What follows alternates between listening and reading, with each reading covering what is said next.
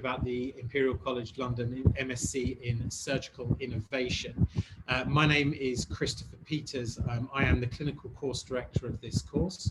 I am also a clinical senior lecturer and consultant upper GI surgeon with an interest in esophagogastric cancer surgery and an interest academically in biomarker research. And I'm presenting to you tonight on behalf of my colleague Fernando Bello, who is the other course director, who is a scientist with a particular interest in simulation training, and together we run this master's course. So the first question is, who is the course for? The majority of the people who do our course are surgical trainees, and they do this to gain a grounding in academic surgical research. But equally, we do have other members of the MDT team, including theatre nurses, endoscopy nurses, and even some trials coordinators who have done it in the past. But fundamentally, the course is for anyone who wants to develop a solid academic foundation on which to build a career.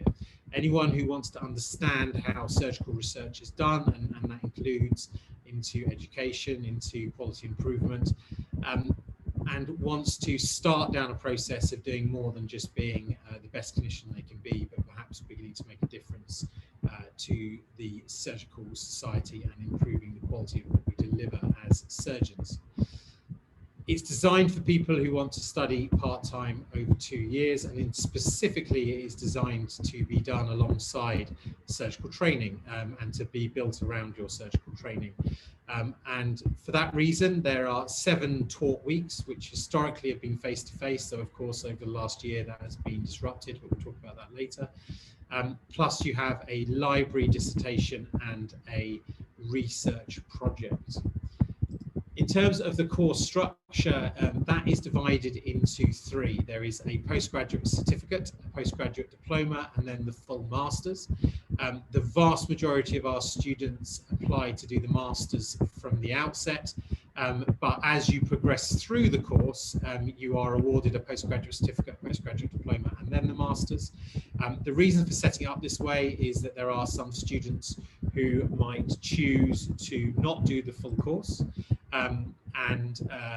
or there may be students who decide to take a break from the course because they move abroad, etc. And that means that you can exit with one of these other qualifications and then either not come back or we hope come back and complete the master's. The postgraduate certificate is the 4 core modules, which I shall come back to shortly, and represents about 750 hours of work in total, including coursework. The postgraduate diploma builds on those 4 core modules by adding in the speciality modules, which again I'll come to, and what we call our library dissertation, which is essentially a kind of systematic review. Again, I'll come back to that shortly.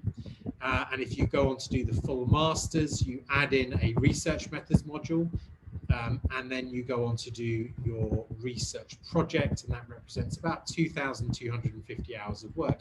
This is a considerable amount of work, and we don't shy away from that, and we do point out that this is a commitment. This isn't something that's a tick box exercise.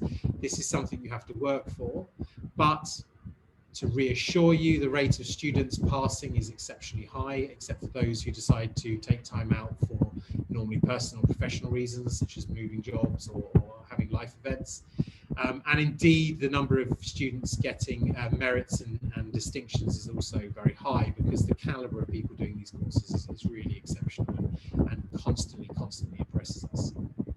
So if you think about it in terms of time, the postgraduate certificates, 8 months part-time with the 4 weeks teaching blocks. And these, for those of you who are aware of this, there are these ECST points which are transferable. It's worth 30 points. The postgraduate certificate and diploma go up to 16 months part-time with the 2 additional teachings, and then the library module, which is the library dissertation. And then the postgraduate, the master's course goes up to 2 years part-time with the additional module in the research project.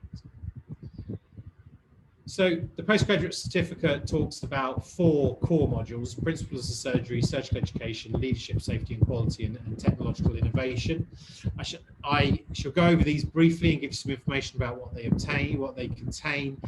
The other thing I would say is if you are interested in learning more, if you get in touch with me directly, my email's at the end, I can always provide you with our course manual so that you can read more about the course and understand it better. And indeed, I can even put you in touch with module leads if there's specific questions that you have.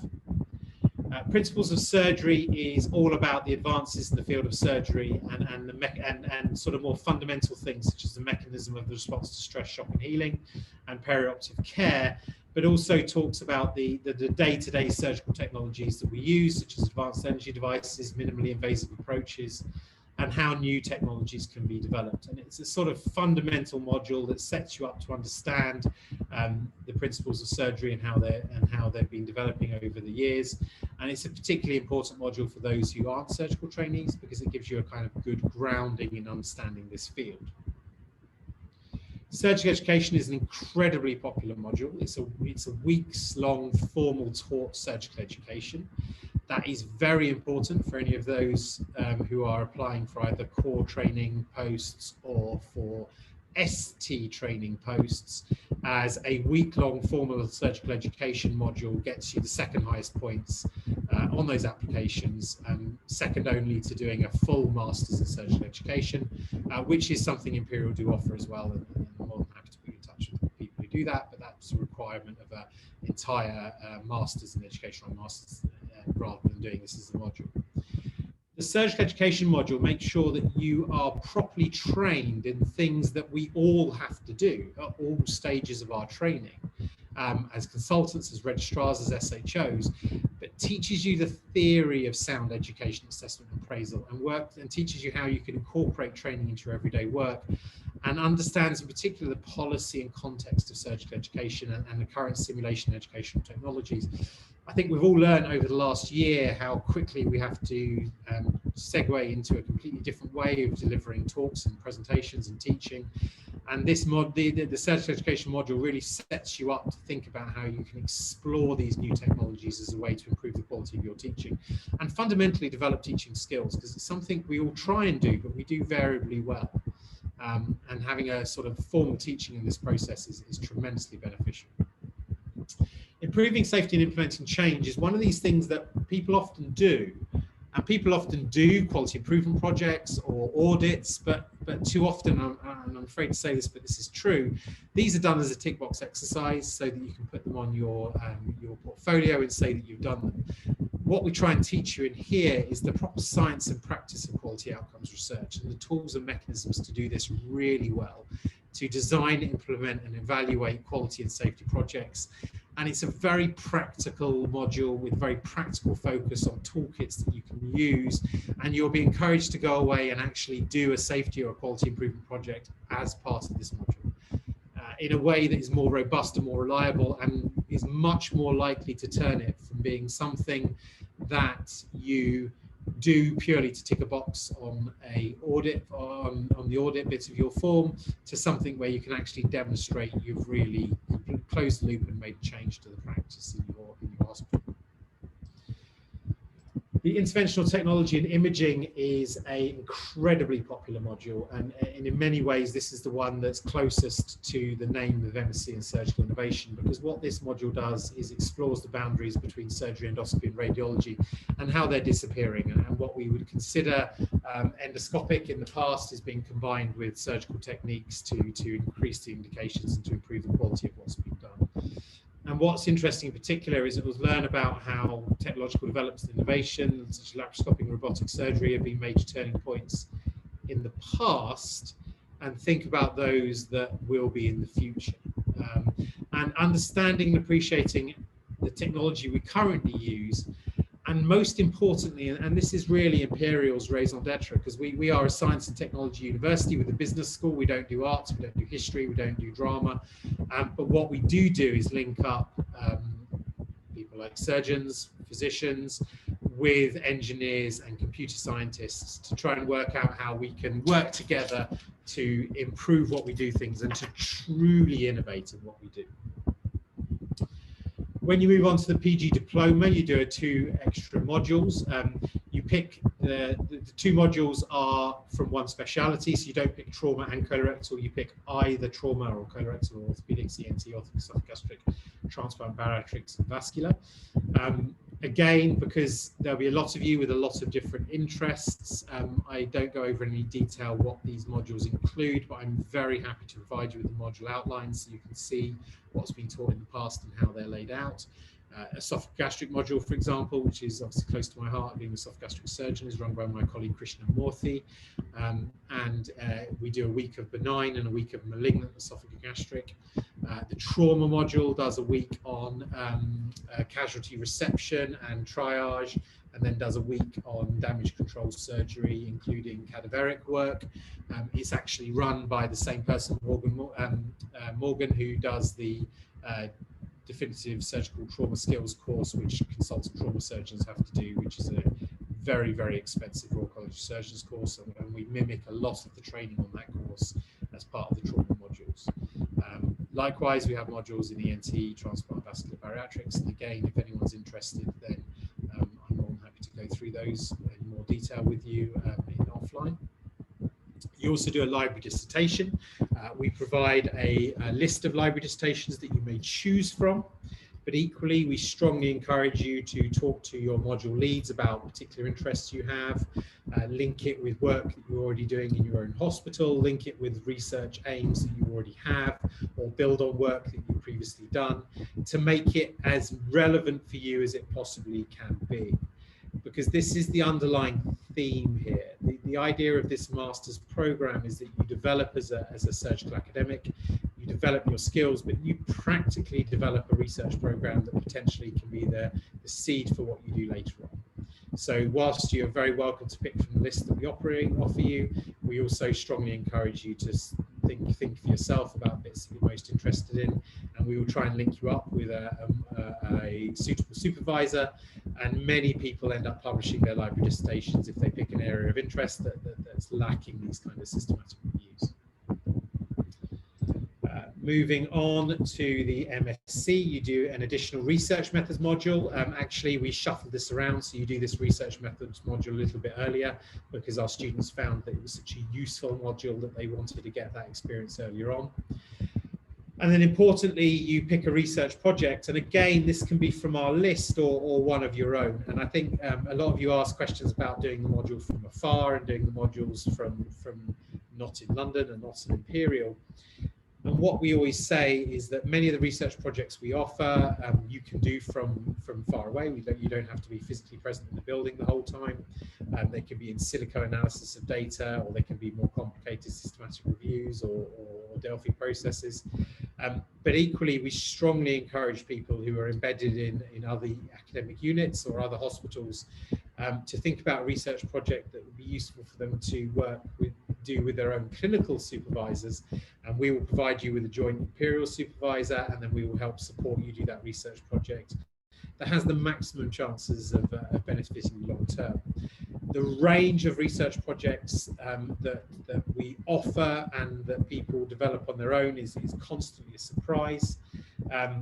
These range from augmented reality technologies in surgery and multiplayer platforms, very specific questions like how do you manage reflux in obese patients undergoing a sleeve gastrectomy, wearable technology projects involving monitoring prehabilitation and programs remotely, through to more lab-based concepts such as calculating success rates of cancer biomarkers. We have a very, very big portfolio. We're about to publish our latest list of research projects. The other thing that I would strongly suggest is we always get a range of students who have a speciality that isn't reflected in our specialist modules, such as urology or plastics. And what we generally suggest is that there will be a module that has a reasonable overlap. So for example, plastics tends to do either orthopedics or trauma, because many plastic surgeons are heavily involved in trauma. And then what we suggest is that we can help you develop a research project that is more focused towards your eventual career aspirations, and therefore is going to be a better fit for you. And we can link you up with the large number of Imperial academics to help you do that. Lastly, our entry requirements. We require a medical degree or a 2-1 in a health-related science. And we do suggest you need a year of clinical experience. That doesn't have to be in the UK. The reason for that is that many of our modules, particularly ones like the quality improvement module, require you to have a really clear understanding of what life is like working in a hospital and what life is like as a junior doctor that frankly you don't really get as a medical student. So we have found that in the past were students to come earlier, and of course we have lots of enthusiastic medical students who are keen to start the master's straight away. They don't get as much from it, and what we really encourage people to do is settle into your clinical practice, understand how it is to be a junior doctor, and you should never underestimate the stresses and the fatigue caused by the FY1 year. Certainly in my experience, that was albeit a long time ago. And then apply during your FY1 year, and then we'll be delighted to have you during your FY2 year, where you will bring that experience of having worked as a junior doctor. This is my last slide before I'm going to hand over to some of our current students just to say a very brief bit about each other. But these are some quotes from our previous students who have literally just graduated. In fact, their virtual graduation, very sadly, this is the world we live in at the moment, will be imminent. But what people have said is that fundamentally they felt very supported by the course, and they felt it was feasible to do it around their full-time clinical work. And I think what we really have found is that we really do our very, very best to support people's professional development. CT training and ST training, particularly if you are fixed in the location you want to work, is still very competitive. Academic programs are also very competitive run-through programs, and I think that what we hope to do is really provide you with that sort of broad breadth of experience and background and formal teaching, as opposed to this sort of unofficial ad hoc teaching that allows you to kind of develop as a person, but then frankly, and to put it simply, tick those boxes to enable you to, practically speaking, advance your career and do more of what we want to do later on. My email address is available on the website, Christopher Peters, that is my mobile number. I am always delighted to arrange virtual meetings to discuss people's individual circumstances. I am interested in the people doing the course, gaining something from the course, feeling like it was worthwhile, feeling like they got value for money, and feeling like at the end of it they are in a better place than at the start. And I'm not interested in just getting bums and seats and selling the course to anyone who I think will do it. So if you do contact me, if you do talk to me, I will be honest. I will talk to you about your personal circumstances. I can give you examples anonymously of people who have benefited from the course before, and I will be clear with you about whether this course is likely to be a benefit to you. And I genuinely will say to you if I think that it isn't a good fit, or I will genuinely say to you if I think that you should wait a little bit longer before doing it. So thank you very much. That's the end of my presentation. We now have 3 of our students with us, and I'd be delighted if we can just hand over to them. And they're going to say just a little bit about themselves and what they've experienced in the course. And then once they've had their say, we will stop recording. There are some questions that have already been submitted, so I will go through them, but equally, if you want to ask a question, I'll be delighted for you to do so. So going to our students who have very kindly given up a bit of their time to attend just now. Magdalena, would you like to start off? Okay, so my name is Magdalena, and I'm a surgical trainee from Palestine. I think I started thinking about that back home, that I want just a better training, and especially that back home as a female to get a good training in surgery is kind of difficult. And I thought I also want to know about the academic aspect of surgery, because back home it's more clinical. We don't really know much about the academic life of surgery and all of that.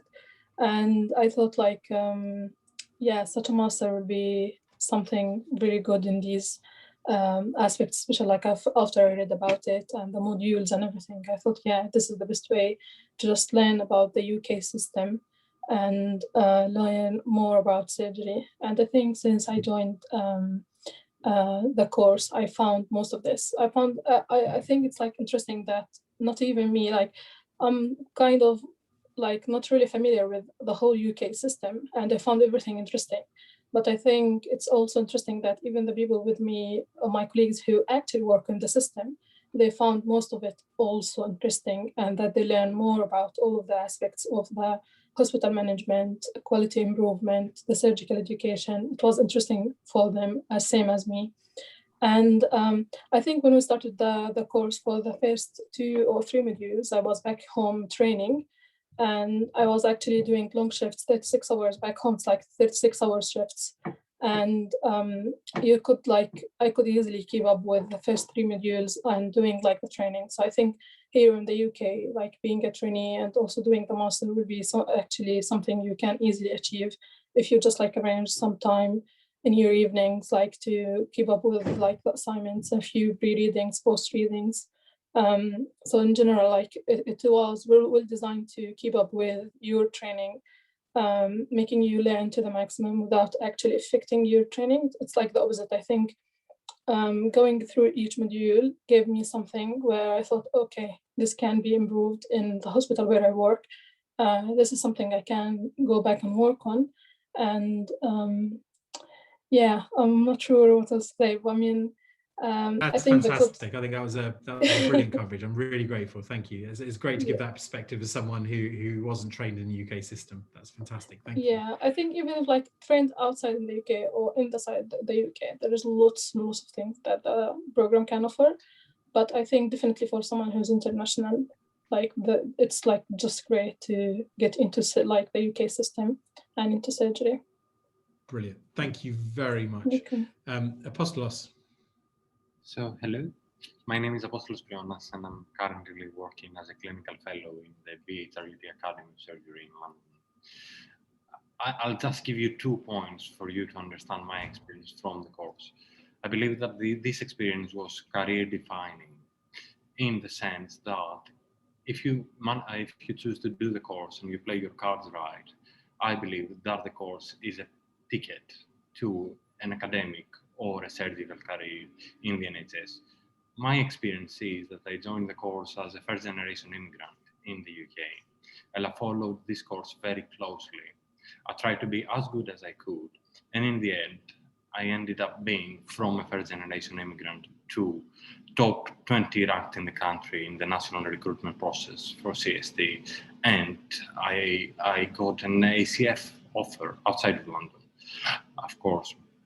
So I believe that this is something that this course facilitates me to do, and I highly encourage you to do it. On the negative side, I have to stress here that this course is not. So there is a lot of effort you need to put in order to play your cards right. So I think this is the 2 things that you need to base your decision on. If you're willing to put the effort on, I believe that the reward is going to be huge in the end of the day. Thank you so much, Mr. Peters, for having me today. No, brilliant. Thank you for that honesty, and I think that's very important. And we always say this to people. We do not claim to be an easy option. We do not claim to be a master's where you can just show up, tick a few boxes, and get a degree. This is something you have to work on. But if you put the effort in, you will reap the rewards, and that has been demonstrated by the grades that our students have achieved. Oz. Hello. My name is Oz.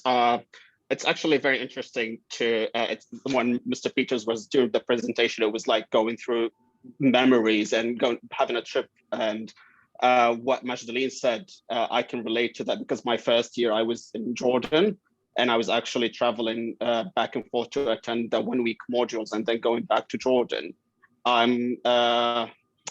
It is really a career defining course. It gave me so much perspective. Every course, now that I reflect back at it, the progress, the development I've developed as a clinical academic in a very enormous way. I understand the NHS system, it just gives you that perspective of what you want to do as a surgeon in the future. Also, it was very encouraging. So each module, I went back home, whether it was the quality improvement or the surgical education, I went back home. I worked with people to design programs just inspired by after this module. So it's not just something that you learn, it's actually something that you implement. And I am now a trust grade CT, which I never, at the beginning of the course, now that I reflect back on it, I've gone so much, and it's all because of that course, honestly. And now I'm pursuing a clinical career, a clinical academic career because of it. So thank you. Thank you very much to the three of you. I'm very grateful for you to give up your evening to come along. I'll be grateful if you stayed on just in case there's any relevant questions. What we'll do is we will stop the recording now. And then if anyone